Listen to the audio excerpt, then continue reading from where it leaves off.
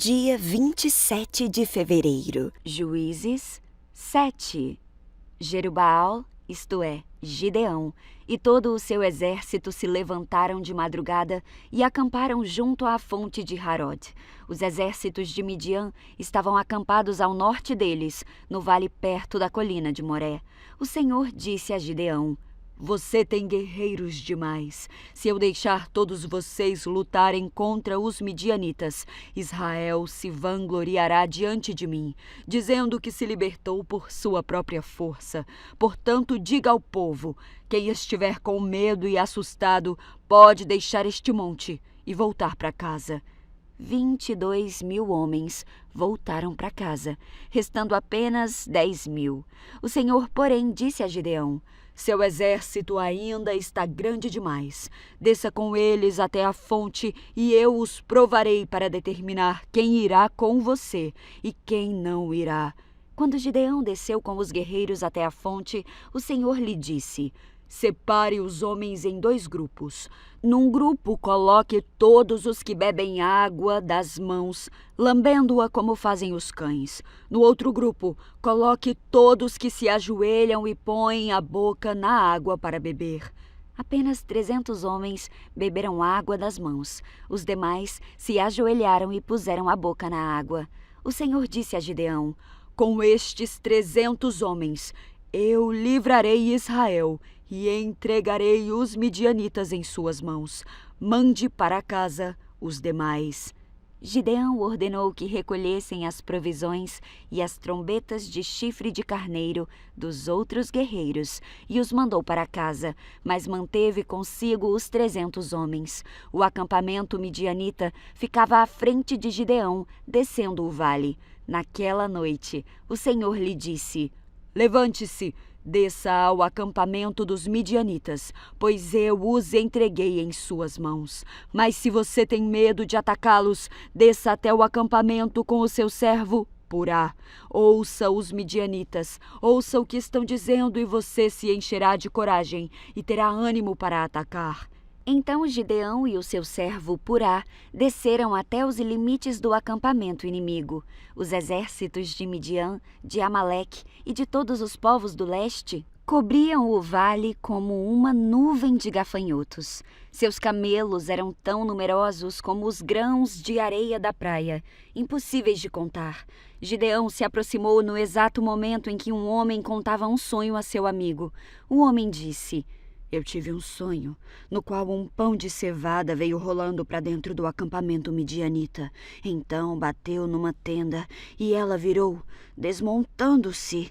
O amigo respondeu: "O sonho só pode significar uma coisa: a espada de Gideão, filho de Joás, o israelita. Deus entregou todo o exército midianita nas mãos dele." Quando Gideão ouviu o sonho e sua interpretação, prostrou-se em adoração. Voltou para o acampamento de Israel e gritou: "Levante-se! O Senhor entregou o exército midianita em suas mãos." Em seguida, dividiu os 300 homens em 3 grupos e deu a cada homem uma trombeta e um vaso de barro com uma tocha dentro. "Olhem para mim", disse ele.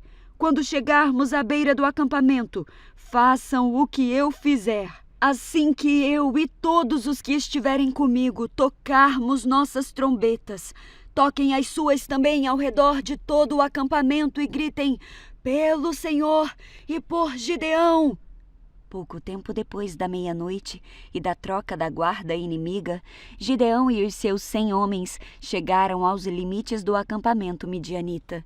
De repente, tocaram as trombetas e quebraram os vasos de barro. Então os 3 grupos tocaram as trombetas e quebraram os vasos. Segurando a tocha na mão esquerda e a trombeta na direita, todos gritaram: "A espada! Pelo Senhor e por Gideão!" Cada homem manteve sua posição ao redor do acampamento e viu todos os midianitas correrem de um lado para o outro, gritando apavorados enquanto fugiam. Quando os 300 israelitas tocaram as trombetas, o Senhor fez os guerreiros que estavam no acampamento lutarem uns contra os outros com as suas espadas. Os que sobreviveram fugiram para lugares distantes como Bet-sita, perto de Zererá, e para a divisa de Abel-meolá, perto de Tabate. Então Gideão convocou os guerreiros de Naftali, Asser e Manassés, que se juntaram aos demais para perseguir o exército midianita.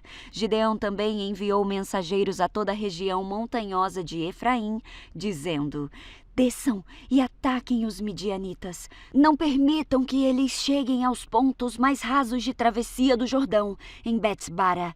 Todos os homens de Efraim obedeceram. Capturaram Oreb e Zeeb, os 2 comandantes midianitas, e mataram Oreb na rocha de Oreb e Zeeb na prensa de uvas de Zeeb. Depois continuaram a perseguir os midianitas. Por fim, levaram a cabeça de Oreb e a de Zeeb para Gideão, que estava do outro lado do Jordão. Juízes 8. Então os homens da tribo de Efraim perguntaram a Gideão: por que você nos tratou dessa forma? Por que não nos chamou quando foi lutar com os midianitas? E o repreenderam duramente. Gideão, porém, respondeu: o que eu fiz em comparação com vocês? A sobra das uvas da colheita de Efraim não são melhores que toda a colheita do pequeno clã de Abiezer? Deus entregou em suas mãos Oreb e Zeeb, os comandantes do exército midianita. O que eu fiz em comparação com isso? Quando ouviram a resposta de Gideão, a indignação dos homens de Efraim diminuiu. Então Gideão atravessou o rio Jordão com os 300 homens e, embora estivessem exaustos, continuaram a perseguir o inimigo. Quando chegaram a Sucote, Gideão pediu ao povo da cidade: por favor, deem um pouco de comida aos meus guerreiros. Eles estão muito cansados. Estou perseguindo Zeba e Zalmuna, reis de Midian. Mas os líderes de Sucote responderam: primeiro capture Zeba e Zalmuna, e então daremos comida ao seu exército. Muito bem, disse Gideão. Depois que o Senhor entregar Zeba e Zalmuna em minhas mãos, voltarei e rasgarei a carne de vocês com espinhos e com espinheiros do deserto. Dali, Gideão subiu a Peniel, onde também pediu comida e recebeu a mesma resposta. Ele disse ao povo de Peniel: quando eu voltar vitorioso, derrubarei esta torre. A essa altura, Zeba e Zalmuna estavam em Carcor com cerca de 15.000 guerreiros. Era tudo que restava dos exércitos aliados do leste, pois 120.000 homens já haviam sido mortos. Gideão subiu pela rota das caravanas a leste de Noba e Jocbeá e atacou de surpresa o exército midianita. Zeba e Zalmuna, os 2 reis midianitas, fugiram, mas Gideão os perseguiu e os capturou, derrotando seu exército. Gideão, filho de Joás, voltou da batalha pelo desfiladeiro de Heres. Ali capturou um jovem de Sucote e exigiu que ele escrevesse o nome dos 77 oficiais e autoridades da cidade. Então Gideão retornou a Sucote e disse ao povo: aqui estão Zeba e Zalmuna. Quando estivemos aqui antes, vocês zombaram de mim e disseram: primeiro capture Zeba e Zalmuna, e então daremos comida aos seus guerreiros exaustos. Gideão prendeu as autoridades da cidade e os castigou com espinhos e espinheiros do deserto. Também derrubou a ponte de Peniel e matou os homens da cidade. Depois disso, Gideão perguntou a Zeba e Zalmuna: como eram os homens que vocês mataram em Tabor? Como você, responderam eles. Todos pareciam filhos de rei. Eram meus irmãos, filhos de minha mãe, exclamou Gideão. Tão certo como vive o Senhor, eu não mataria vocês se tivessem poupado a vida deles. Gideão se voltou para Jéter, seu filho mais velho, e disse: mate-os. Mas Jéter não tirou sua espada, pois ainda era jovem e teve medo. Então Zeba e Zalmuna disseram a Gideão: seja homem, mate-nos você mesmo. Gideão os matou e tirou os enfeites que estavam no pescoço dos camelos deles. Então os israelitas disseram a Gideão: Seja o nosso governante, você, seu filho e o seu neto nos governarão, pois nos libertou de Midian. Gideão, porém, respondeu: Nem eu, nem o meu filho governaremos vocês. O Senhor os governará. Mas eu tenho um pedido a fazer. Cada um de vocês me dê uma argola de ouro que tomou dos seus inimigos como despojo. Uma vez que os inimigos eram ismaelitas, todos usavam argolas de ouro. Com todo prazer, responderam eles. Estenderam uma capa e cada um jogou ali uma argola de ouro que havia tomado como despojo.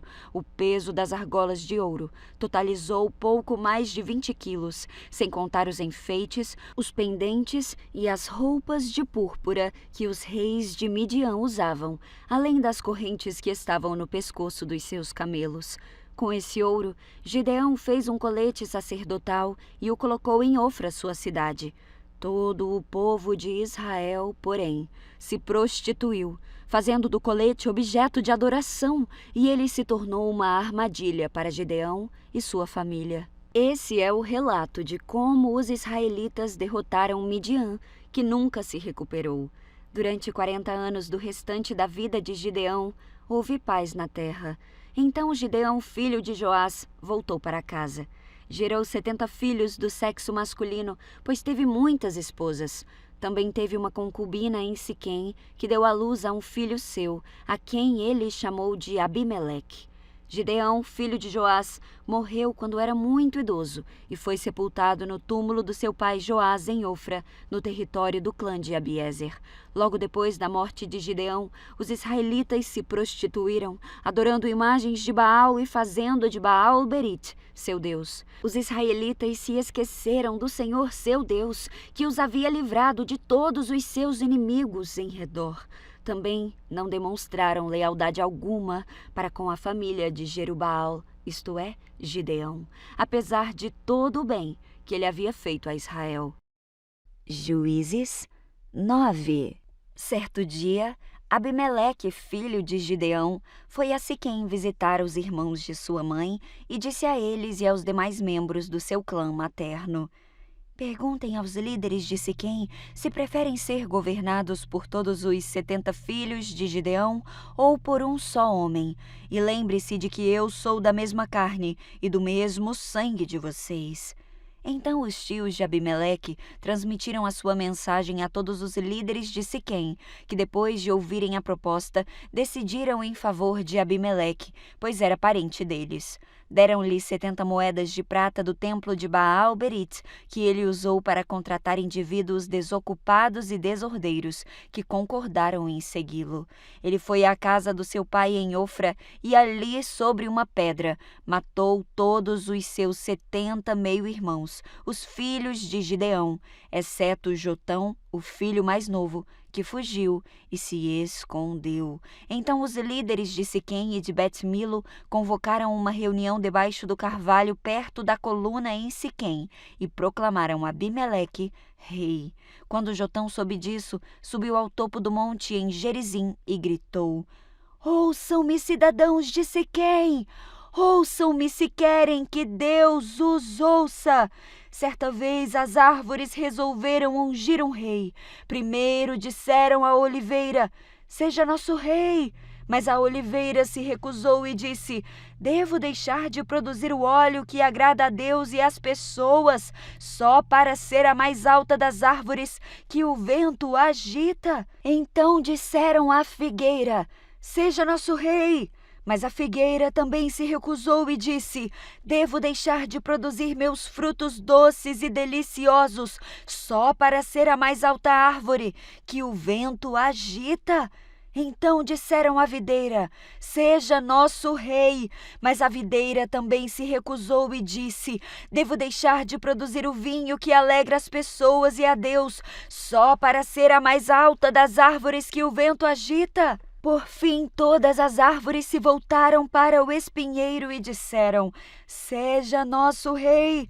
E o espinheiro respondeu às árvores: Se querem mesmo ungir-me seu rei, venham abrigar-se à minha sombra. Senão, que saia fogo de mim e queime os cedros do Líbano. Jotão prosseguiu: Será que vocês de fato agiram de forma honrada e íntegra ao proclamar Abimeleque seu rei? Será que foram justos com Gideão e os seus descendentes? Vocês o trataram como ele merece, tendo em vista tudo que ele realizou? O meu pai lutou por vocês e arriscou a vida para libertá-los dos midianitas.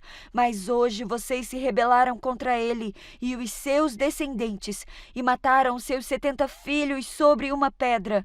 Escolheram Abimeleque, filho da escrava dele, para ser rei, só porque ele é seu parente. Se hoje agiram de forma honrada e íntegra com Gideão e os seus descendentes, então que sejam felizes com Abimeleque e ele seja feliz com vocês. Mas se não o fizeram, então que saia fogo de Abimeleque e queime os líderes de Siquém e Bet-Milo, e saia fogo dos líderes de Siquém e Bet-Milo e queime Abimeleque. Então Jotão fugiu e foi morar em Beer, pois tinha medo do seu irmão Abimeleque. Depois que Abimeleque havia governado Israel por 3 anos, Deus enviou um espírito que gerou discórdia entre Abimeleque e os líderes de Siquém, que se rebelaram. Foi um castigo para Abimeleque por ele ter assassinado os 70 filhos de Gideão e para os líderes de Siquém por terem apoiado Abimeleque no assassinato dos seus irmãos. Os líderes de Siquém prepararam uma emboscada para Abimeleque no alto dos montes e assaltavam todos os que passavam por ali. Contudo, alguém alertou Abimeleque sobre essa conspiração. Nessa época, Gaal, filho de Ebed, se mudou para Siquém com os seus irmãos e ganhou a confiança dos líderes da cidade. Depois de irem ao campo colherem as uvas e pisarem nelas, realizaram uma festa da colheita no templo do deus local. Foi servido vinho à vontade e todos começaram a amaldiçoar Abimeleque. Quem é Abimeleque? Disse em voz alta Gaal, filho de Ebed. Se não é um verdadeiro filho de Siquém, por que deveremos servi-lo? É apenas filho de Gideão, e esse Zebu é apenas seu ajudante. Sirvam aos verdadeiros filhos de Amor, o fundador de Siquém. Por que devemos servir a Abimeleque? Se eu estivesse no comando, me livraria de Abimeleque. Diria a ele: convoque seus soldados e venha lutar. Mas quando Zebu, que governava a cidade, tomou conhecimento das palavras de Gaal, ficou furioso. Enviou mensageiros a Abimeleque em Arumá para lhe dizer: Gaal, filho de Ebed, e seus irmãos se mudaram para Siquém e estão instigando a cidade a se rebelar contra você. Venha de noite com o seu exército e esconda-se nos campos. Pela manhã, assim que o sol nascer, ataque a cidade. Quando Gaal e aqueles que o acompanham saírem para lutar contra você, faça com eles o que quiser. Então Abimeleque e todos os seus homens saíram de noite. Dividiram-se em 4 grupos e armaram uma emboscada ao redor de Siquém. Gaal, filho de Ebed, estava à porta da cidade quando Abimeleque e seu exército saíram dos seus esconderijos. Quando Gaal os viu, disse a Zebu: Olhe! Há pessoas descendo do alto das colinas. Zebu respondeu: São apenas sombras dos montes que se parecem com homens. Mas Gaal insistiu: Não, são pessoas descendo das colinas, e outro grupo vem pela estrada que passa pelo carvalho dos adivinhos. Zebu se voltou para ele e perguntou: Onde foi parar toda a sua conversa? Não foi você que disse quem é Abimeleque e por que deveríamos servi-lo? Os homens dos quais você zombou estão logo ali do lado de fora da cidade. Saia e lute com eles. Então Gaal marchou à frente dos líderes de Siquém para a batalha contra Abimeleque. Abimeleque perseguiu Gaal e muitos homens de Siquém foram feridos e caíram pelo caminho enquanto recuavam até o portão da cidade. Abimeleque voltou a Arumá e Zebul expulsou Gaal e seus irmãos de Siquém. No dia seguinte, o povo de Siquém saiu para guerrear nos campos. Abimeleque soube disso, dividiu seus homens em 3 grupos e armou emboscadas nos campos. Quando Abimeleque viu o povo sair da cidade, ele e seus homens saíram dos seus esconderijos e atacaram. Abimeleque e o seu grupo tomaram de assalto o portão da cidade para impedir que os homens de Siquém voltassem para dentro. Enquanto isso, os outros 2 grupos atacaram e mataram aqueles que estavam nos campos. A batalha durou o dia inteiro. Por fim, Abimeleque tomou Siquém e matou os seus habitantes. Depois destruiu a cidade e espalhou sal por todo o solo. Ao tomarem conhecimento do que havia acontecido, os líderes que viviam na torre de Siquém correram e se esconderam na fortaleza do templo de Baal-Berit. Quando alguém informou Abimeleque de que esses habitantes estavam reunidos ali, ele levou seu exército ao monte Zalmon. Pegou um machado, cortou alguns galhos de uma árvore e os pôs sobre os ombros. "Rápido! Façam como eu!"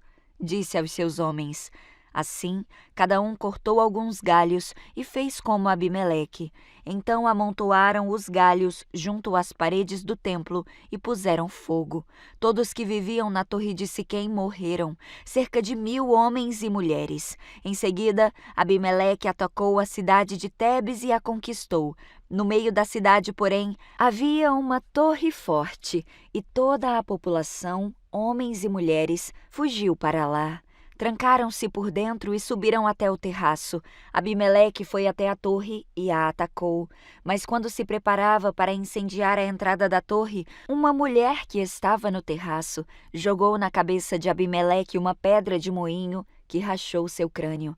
Sem demora, ele disse ao seu jovem escudeiro: "Tire a espada e mate-me.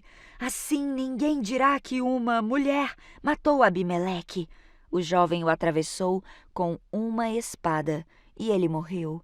Quando os israelitas viram que Abimeleque estava morto, debandaram e voltaram para casa. Desse modo, Deus castigou Abimeleque pelo mal que ele havia feito a seu pai, matando os 70 irmãos. Deus também castigou os homens de Siquém por toda a sua maldade. Assim, cumpriu-se a maldição de Jotão, filho de Gideão. Juízes 10. Depois da morte de Abimeleque, Tolá, filho de Puá, filho de Dodô, foi o próximo libertador de Israel. Era da tribo de Issacar, mas morava na cidade de Samir, na região montanhosa de Efraim. Julgou Israel por 23 anos. Quando morreu, foi sepultado em Samir. Depois que Tolá morreu, Jair de Gileade julgou Israel por 22 anos. Seus 30 filhos montavam 30 jumentos e possuíam na terra de Gileade 30 cidades, que até hoje são chamadas de Cidade de Jair. Quando morreu, foi sepultado em Camom. Mais uma vez os israelitas fizeram o que era mal aos olhos do Senhor.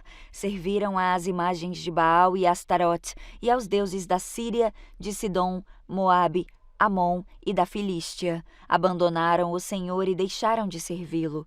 Então a ira do Senhor se acendeu contra Israel, e ele os entregou nas mãos dos filisteus e dos amonitas, que começaram a oprimi-los cruelmente naquele mesmo ano. Durante 18 anos, oprimiram todos os israelitas a leste do Jordão, na terra dos amorreus, isto é, em Gileade. Os amonitas também atravessaram para o lado oeste do Jordão e atacaram as tribos de Judá, Benjamim e Efraim. Os israelitas ficaram muito angustiados e, por fim, pediram socorro ao Senhor. "Pecamos contra ti", disseram, "pois abandonamos o nosso Deus e servimos às imagens de Baal." O Senhor respondeu: "Acaso não os livrei dos egípcios, dos amorreus, dos amonitas, dos filisteus, dos sidônios, dos amalequitas e dos maonitas? Quando eles os oprimiram, vocês me pediram socorro e eu os livrei. E, no entanto, vocês me abandonaram e serviram a outros deuses. Por isso, não os livrarei mais. Vão e clamem aos deuses que vocês escolheram, que eles os livrem nesse momento de angústia. Mas os israelitas suplicaram ao Senhor. Sim, pecamos. Castiga-nos como te parecer melhor, mas livra-nos hoje dos nossos inimigos. Então eles se desfizeram dos deuses estrangeiros e serviram ao Senhor. E ele teve compaixão deles por causa do seu sofrimento. Quando os exércitos de Amon foram convocados para guerrear e acamparam em Gileade, os israelitas se reuniram e acamparam em Mispá. Os líderes de Gileade disseram uns aos outros: o primeiro que atacar os amonitas governará todo o povo de Gileade.